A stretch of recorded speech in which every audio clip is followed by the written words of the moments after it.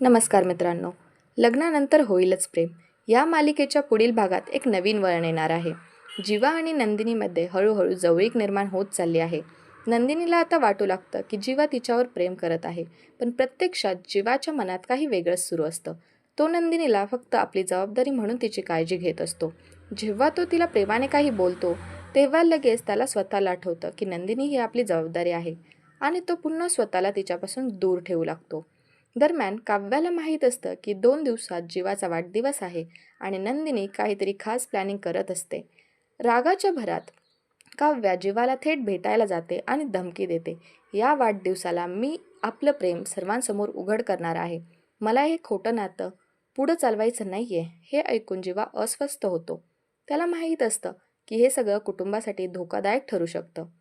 जीवाला त्याच्या काव्यासोबतचे काही जुने वाढदिवस आठवतात.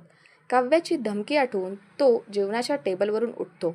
नंदिनी त्याच्या मागे जेवण घेऊन येते आणि प्रेमाने त्याला भरवण्याचा प्रयत्न करत असते.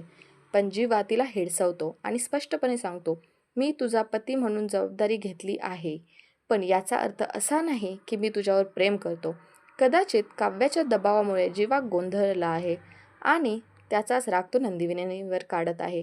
मित्रांनो, आता पुढे काय होईल? काव्या खरंच सगळ्यांसमोर आपल्या नात्याचा खुलासा करणार आहे का? नंदिनीचा विश्वास तुटणार का?